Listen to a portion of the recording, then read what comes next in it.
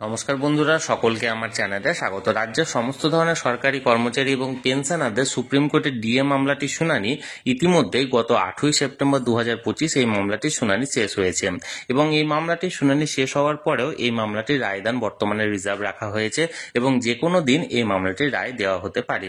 এখন এই সুপ্রিম কোর্টের ডিএ মামলাটির রায় সংক্রান্ত বেশ কিছু গুরুত্বপূর্ণ তথ্য এই মুহূর্তে সামনে এসেছে। কি কি তথ্য উঠে এসেছে এবং কবে এই মামলাটির রায় হতে পারে আজকের ভিডিওতে বিস্তারিতভাবে আলোচনা করব। ভিডিওটি অত্যন্ত গুরুত্বপূর্ণ ডিএ কেস সংক্রান্ত, তাই প্রথম থেকে শেষ পর্যন্ত অবশ্যই ধৈর্য সহকারে দেখবেন এবং ভালো লেগে থাকলে অবশ্যই একটি লাইক করবেন এবং সকলের সঙ্গে শেয়ার করবেন।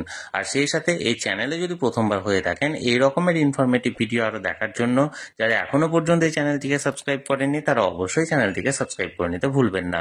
তাহলে চলুন আমরা বিস্তারিত জেনে নিই। দেখুন, আমরা এই মুহূর্তে সরাসরি সুপ্রিম কোর্টের ওয়েবসাইটে আছে। এখানে ডায়েরি নাম্বারের পরে দেখুন the state of West Bengal versus confederation of state government employees West Bengal, এবং ডায়েরি নাম্বারটি ফাইল হয়েছিল 23 November 2022, case number special petition under civil.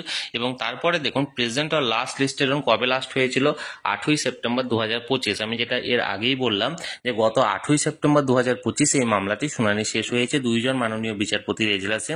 সেই বিচারপতি দুইজন ছিলেন মাননীয় বিচারপতি সঞ্জয় কারোল মহাশয় এবং মাননীয় বিচারপতি প্রশান্ত কুমার মিশ্রের এজলাসে। এবার স্ট্যাটাসটা দেখুন এখানে পেন্ডিং দেওয়া হয়েছে। এখানে শেষে দেখুন দেওয়া হয়েছে heard and reserved order date 8ই সেপ্টেম্বর 2025, অর্থাৎ অর্ডারটিকে রিজার্ভ রাখা হয়েছে। এখন এই মুহূর্তে এই রায় সংক্রান্ত যে সমস্ত গুরুত্বপূর্ণ তথ্য উঠে আসছে সেটি হলো আগামী 20 অক্টোবর থেকে 25 অক্টোবর পর্যন্ত দীপাবলির জন্য সুপ্রিম কোর্টে ছুটি থাকছে, অর্থাৎ সুপ্রিম কোর্ট বন্ধ থাকছে। তাই মনে করা হচ্ছে যে 20 অক্টোবরের আগেই এই মামলাটির যে রায় সেটি ঘোষণা করা হতে পারে এবং এটি একটি সোর্স থেকে পাওয়া খবর। এবং এখানে বলা হয়েছে যে 20 অক্টোবর অর্থাৎ দীপাবলি ছুটির আগেই এই মামলাটির রায় দেওয়া হতে পারে। এবং সম্ভবত এই মামলাটি যে দুইজন বিচারপতির এজলাসে লাস্ট শুনানি হয়েছে, অর্থাৎ মাননীয় বিচারপতি সঞ্জয় কারোল মহাশয় এবং মাননীয় বিচারপতি প্রশান্ত কুমার মিশ্রা, এই দুইজন বিচারপতির এজলাসে যাদের এজলাসে এই মামলাটির শুনানি শেষ হয়েছিল সেই দুইজন বিচারপতির এজলাসে এই মামলাটির রায়দান হতে পারে এবং সেটি দীপাবলির আগেই হতে পারে।